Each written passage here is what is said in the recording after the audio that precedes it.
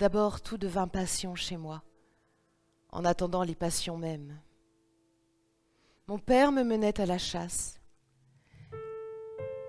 Le goût de la chasse me saisit, et je le portais jusqu'à la fureur.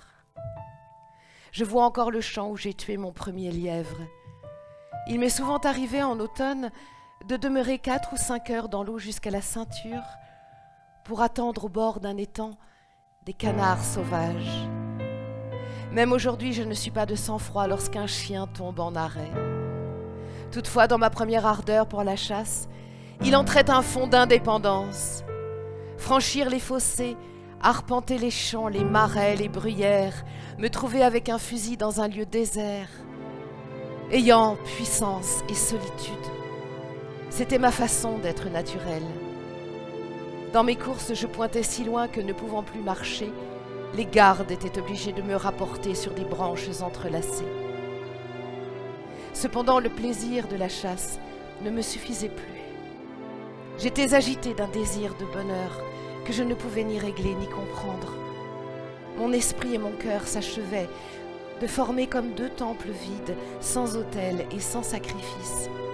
On ne savait encore quel Dieu y serait adoré, et je croissais auprès de ma sœur Lucille. Notre amitié était toute notre vie. Lucille? Elle était grande et d'une beauté remarquable, mais sérieuse. Son visage pâle était accompagné de longs cheveux noirs. Elle attachait souvent au ciel ou promenait autour d'elle des regards pleins de tristesse ou de feu. Des ormes bordaient le chemin. Tout à la cime du plus grand brillait un nid de pie. Nous voilà en admiration, nous montrant mutuellement la mère assise sur ses œufs et pressée du plus vif désir de saisir cette superbe proie. Mais qui oserait tenter l'aventure? L'ordre était si sévère, le régent si près, l'arbre si haut. Toutes les espérances se tournent vers moi. Je grimpais comme un chat. J'hésite, puis la gloire l'emporte. Je me dépouille de mon habit, j'embrasse l'orme et je commence à monter. Le tronc était sans branches, excepté aux 2/3 de sa crue, où formait une fourche dont une des pointes portait le nid. Mes camarades, assemblés sous l'arbre, applaudissaient à mes efforts. Me regardant l'endroit d'où pouvait venir le préfet, trépignant de joie dans l'espoir des œufs, mourant de peur dans l'attente du châtiment. Voici venir une jeune reine, ornée de diamants et de fleurs. C'est ma sylphide.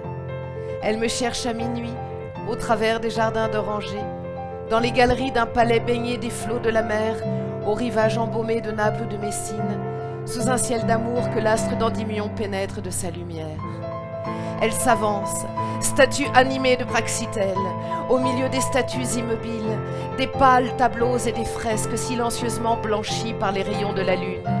Le bruit léger de sa course sur les mosaïques des marbres se mêle au murmure insensible de la vague. La jalousie royale nous environne. Je tombe aux genoux de la souveraine des campagnes d'Héna.